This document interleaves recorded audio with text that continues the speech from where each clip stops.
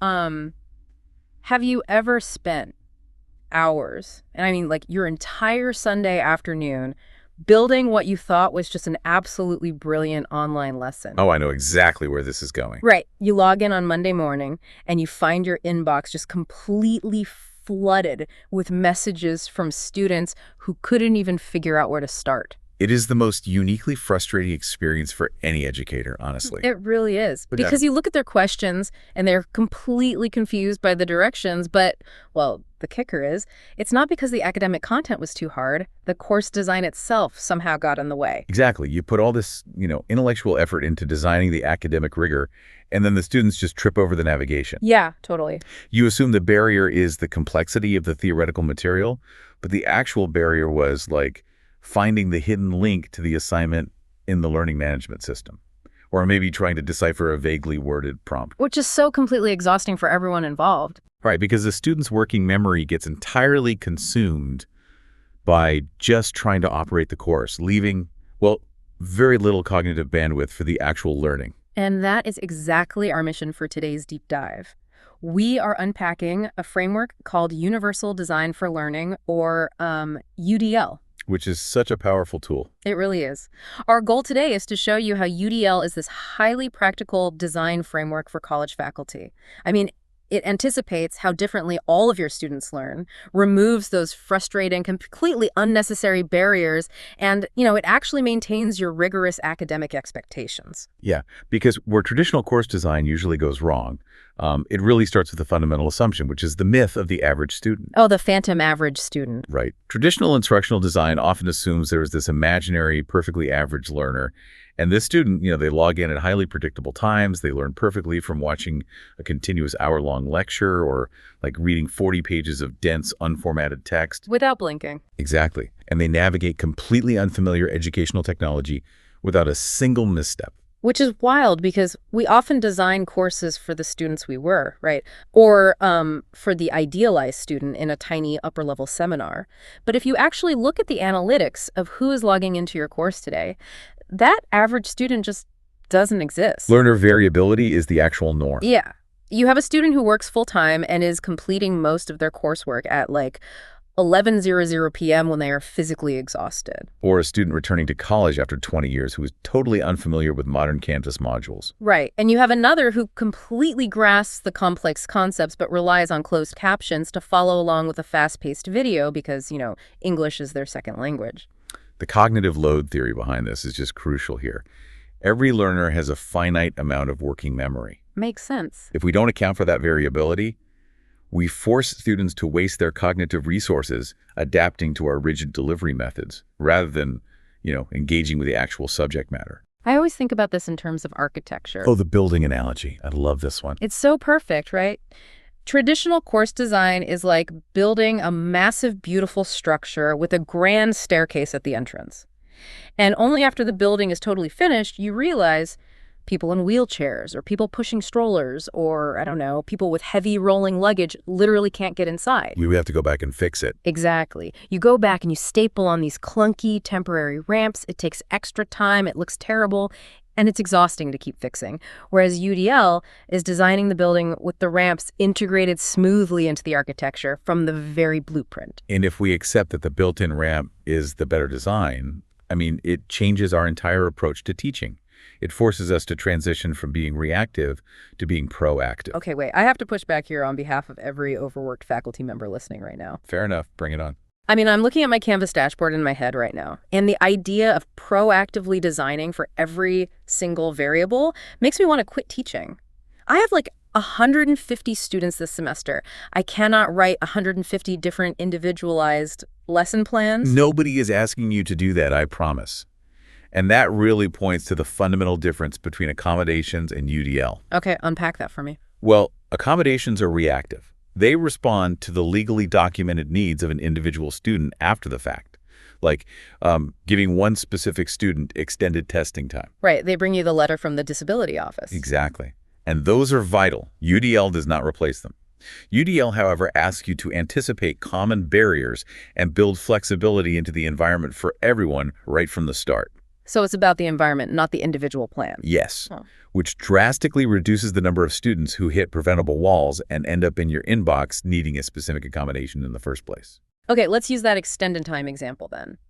Instead of just reactively extending the test time for the one student with the letter, what does a UDL approach look like there? A UDL approach prompts you to step back and evaluate the design of the assessment itself. You ask, is a strict time limit even necessary for this specific learning outcome? Oh, that's a great question. Right. What are we actually testing here? Are we testing their mastery of historical events, or are we inadvertently testing their reading and processing speed? Wow, yeah.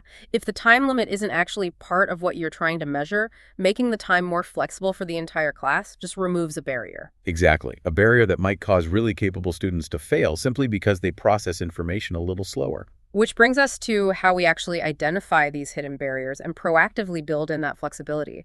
The sources outline 3 specific UDL principles, which are multiple means of engagement, representation, and action and expression. Let's treat these organically as lenses to view our course design, rather than, an exhaustive checklist you have to apply to every single lesson. Yes, please. Checklists are overwhelming.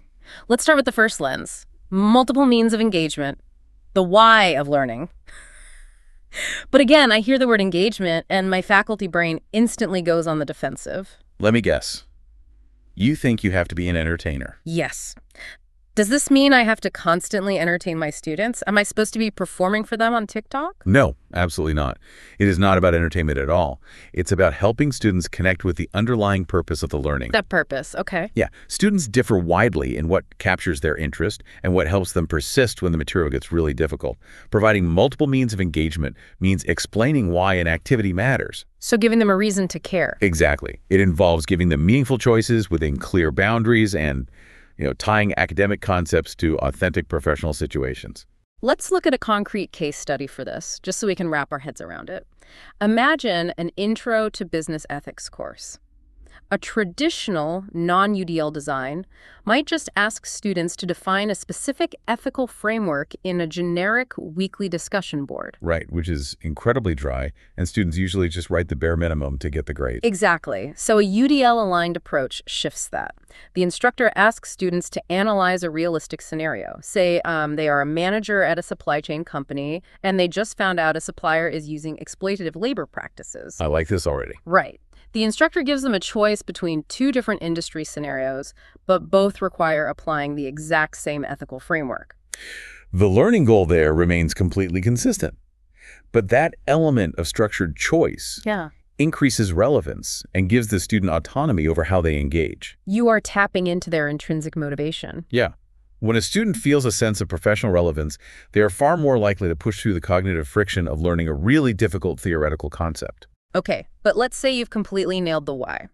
The student is hooked by the scenario you provided.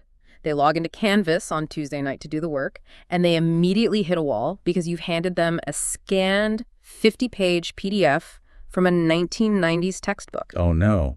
The crooked scan with the black margins? Yes, it is completely unsearchable, and their screen reader can't even process the text. Their high motivation just doesn't matter if they literally cannot perceive the material. And that brings us directly to the second principle, multiple means of representation. Basically, the how of access. No single format is equally effective or accessible for every learner. Makes total sense. If you only provide that dense, unformatted reading, you are going to lose the students who need visual organization to highlight the structure, or students who rely on text-to-speech technology. So what does applying this lens actually look like in practice? Because again, my workload alarm is ringing.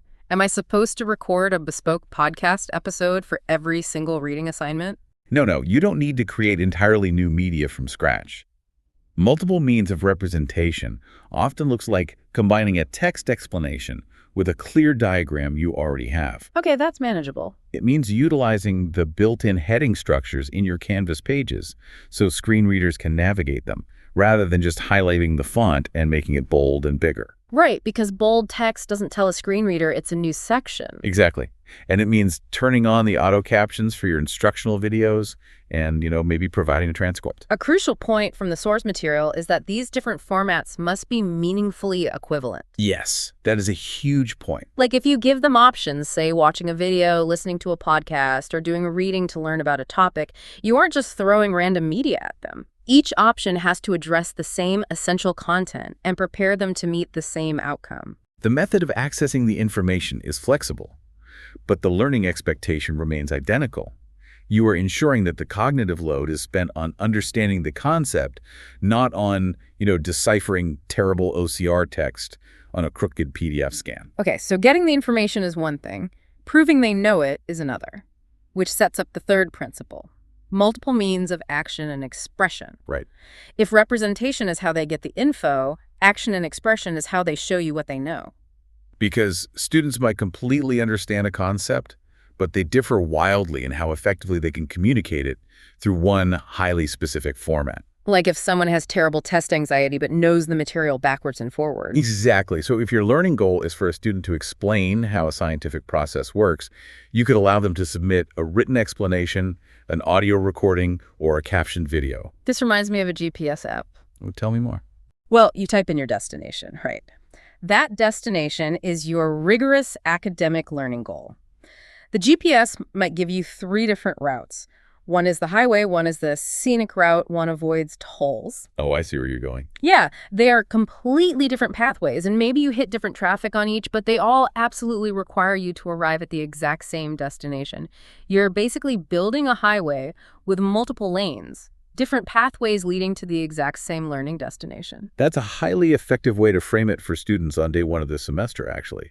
It's about removing the roadblock, not changing the destination. But mentioning terms like multiple routes or flexible grading at a faculty meeting usually triggers a massive debate. Oh, I've been in those meetings. The immediate worry is always, well, doesn't this lower our academic standards? Like, if we aren't forcing them to write the essay, aren't we just making the course easier? That is easily the most persistent misconception about UDL. Well-designed flexibility does not remove productive academic challenge. Rigor is the complexity of the thinking required. Right. It's about the thinking. Rigor is not determined by how difficult it is to locate instructions, navigate Canvas, or conform to a single expression format that has absolutely nothing to do with the actual subject matter. I mean, a video without captions is not rigorous. It's just inaccessible. An assignment with vague directions isn't academically challenging. It's just poorly designed instruction. Precisely. Rigorous UDL-aligned alternatives mean presenting that same complex content in an accessible way or providing a highly challenging assignment but with exceptionally clear directions and evaluation criteria. So it really comes down to separating the goal from the method. Yes. You're to start with a crystal clear learning goal. That essential learning goal must remain stable. But the method, how students practice it, and the product, how they demonstrate it, that can be flexible. Okay, let's define the boundary of that flexibility, though. When is the format actually the point? Because if I teach an advanced composition course and the learning outcome explicitly says, write a documented academic argument using APA style, I can't just let them submit a podcast. No, in that specific case, a written paper is absolutely required. Academic writing is the goal itself. The format is the destination. Okay, got it. But if you are teaching an economics course and the goal is, say, explain the causes of a recession, the essay format is just a vehicle. An audio recording or an essay both demonstrate that economic outcome perfectly well, provided they are evaluated using the exact same rubric for content accuracy. But wait, if the goal is just to empower my students to show what they know, shouldn't I just say, hey, create whatever you want to show me you learned this? Like, let them invent their own format. I would strongly warn against that. Really? Why? Because unlimited choice creates massive cognitive overload. It induces decision fatigue.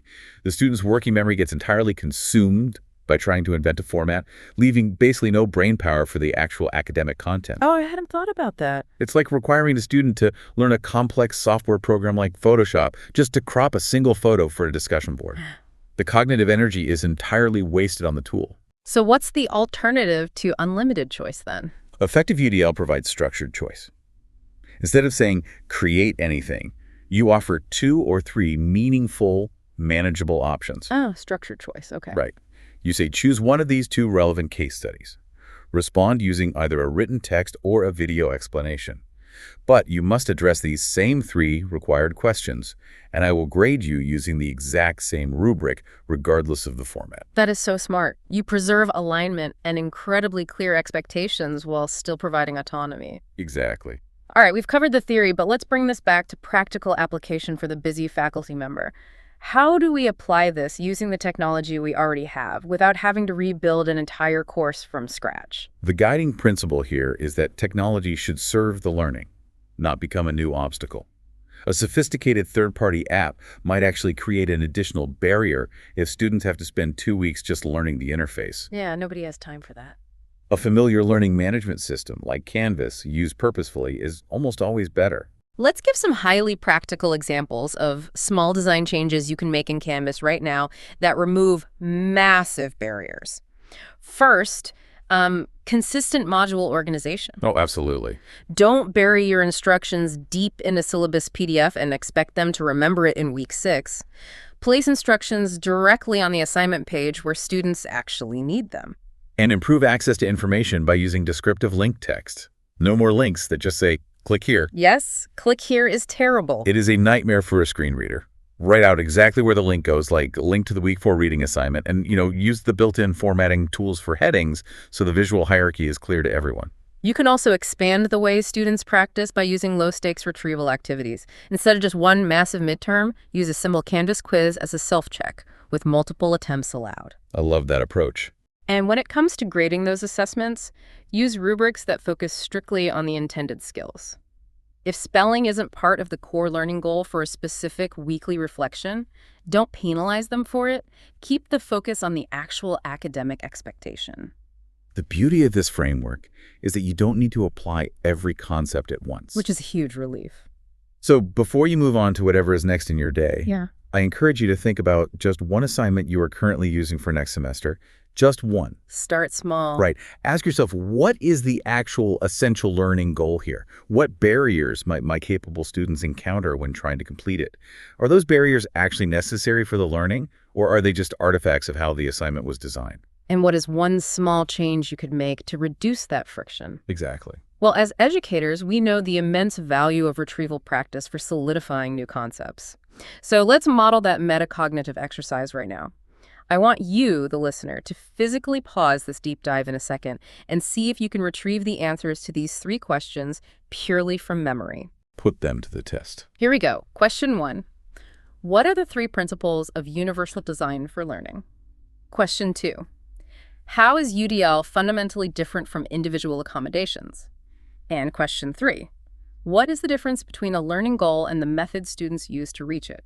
Pause now and really think about your answers. All right, let's briefly review the concepts. For question 1, the 3 principles acting as our lenses are multiple means of engagement, multiple means of representation, and multiple means of action and expression. Perfect. For question 2, UDL is proactive and built into the design for everyone from the start to reduce barriers, whereas accommodations are reactive and respond to specific, documented individual needs. And for the 3rd question, the learning goal is the non-negotiable destination, basically what students must fundamentally know or do. The method is the flexible pathway they can take to get there. Spot on. So consider this final thought as you look at your own course designs. With the rapid rise of AI, we are entering an era where technology might soon be able to auto-generate multiple representations of a text instantly. It's happening fast. We are approaching a point where AI can turn a textbook chapter into a podcast, a bulleted summary, or an interactive quiz with just one single click. If the technology handles the UDL formatting automatically, your true value as an educator shifts entirely away from delivering content and focuses entirely on mentoring complex thinking. Wow, that is a huge paradigm shift. Are your current learning goals ready for that shift? UDL is never about creating an easier path around learning. It's about designing clearer, more flexible paths toward those rigorous goals. You are the architect. You hold the blueprint. How will you clear the road?